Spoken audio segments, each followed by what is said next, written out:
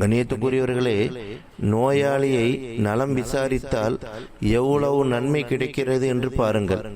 அல்லாஹ்வுடைய தூதர் ஸல்லல்லாஹு அலைஹி வஸல்லம் அவர்கள் கூறுகிறார்கள், மன் ஆத மரீலன் அவ்சார அஹாலஹு பில்லாஹி நாதஹு முனாதின் அன் தப்த வதப மம்சக வதபவத் மினல் ஜன்னதி மன்சீலா.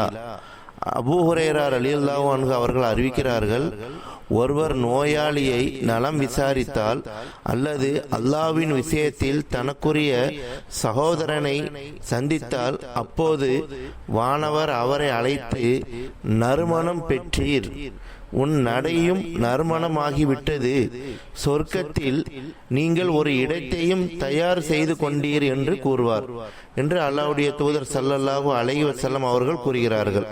அபூ ஹுரைரா ரலியல்லாஹு அன்ஹு அவர்கள் அறிவிக்கிறார்கள், இப்னு மாஜா 1433வது ஹதீஸாக பதிவு செய்யப்பட்டிருக்கிறது.